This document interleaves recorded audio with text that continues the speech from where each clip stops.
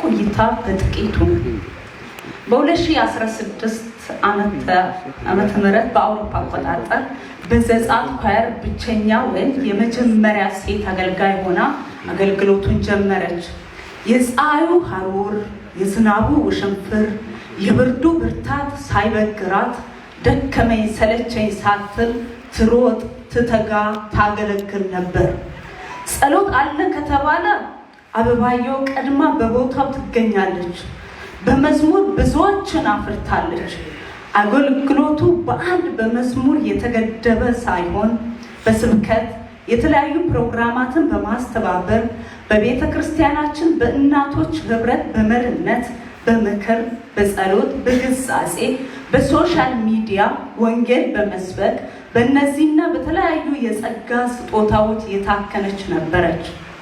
አበባየው ለአገልግሎትና ለጸሎት ካላት ፍቅር የተነሳ የቤት አጋዥ ወይም ሰራተኛ ባይኖራት እንኳ ልጆቿን አንዱን በቀኝ አንዱን በግራ ይዛ ትመጣና ታገለግል ነበር እንጂ ስፍራዋን አትለቅም ነበር። አበባየው በቤተ ክርስቲያናችን ብቻ ሳይሆን በየትኛው መንፈሳዊ ድግስ ቦታ መኖሯንም ሆነ መቅረቷን ህዝቡ ሁሉ ያውቃል። ምክንያቱም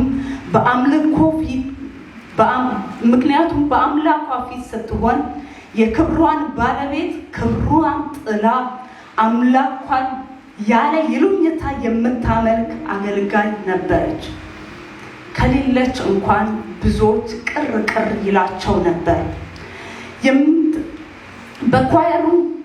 በኳየር መዝሙር በመምራት ከፊት የምትታይ ቀደምት ነበረች።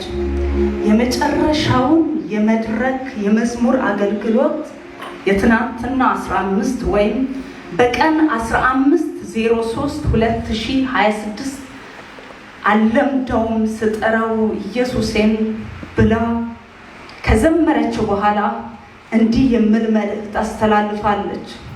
ስጋ ለራሳችን ባዳ ነው። በእግዚአብሔር ፊት ስንሆን እግዚአብሔርን ያለ ይሉኝታ እናምልከው። እባካችሁ ተፈተን እናምልክ ስትል መልእክቷን አስተላልፋለች። አበባየው በባህሪዋ ተጫዋች፣ ለብዙዎች እናት፣ ሁሉንም ሰው በአንድ አይን የምታይ ቸር፣ የህዋል ርኅሩኅ፣ ለጋሽ፣ የፍቅር ተምሳሌት፣ ከሚያለቅሰው ጋር የምታለቅስ ከሚደሰተው ጋር የምትደሰት ውድ እህታችን ናት።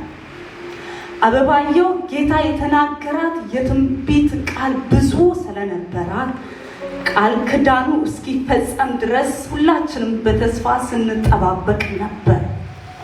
የወደፊት ራእዮቿ የጎዳና ላይ ስብከት ወይም አውትሪች፣ የተራቡትን የታረዙትን ወይም ወላጅ ልጆችንና ባልቴቶችን በአንድ ላይ አድርጋ ድርጅት ከፍታ መርዳት፣ ቤተ ክርስቲያናትን በተለያዩ ቦታዎች መትከል ወዘተ እነዚህ ራእዮቿ ነበር። ነገር ግን የፈጠራት በደሙ የዋጃት ለአገልግሎቱም የሾማት ከሁላችንም ይልቅ የሚወዳት እግዚአብሔር ዓለም ከመፈጠሩ በፊት ወዳዘጋጀው ቤት ጠራት። ትናንትናችንን ዛሬን ነገያችንን የሚያውቅ አምላክ እርሱ ብቻ ነውና ለምን ይህንንም ያንንም አደረግ አንለው። አበባየው አሁን በአባቷ ቀኝ ከመላእክት ጋር ናት። ታዲያ በሕይወት ላለን ነፍሳችን ከስጋችን ላልተለየ ለእኛ እንዲህ የሚል መልእክት አስተላልፋለች። ደወሉንም ደውላለች። ማቴዎስ 25:13 ቀኒቱንና ሰዓቲቱን አታውቁምና እንግዲህ ንቁ። አበባየው በስጋ ስለተለየችን ልባችን ቢሰበርም በበጉ ሰርግ እንደምናገኛት ስለምናምን በዚህ እንጽናናለን።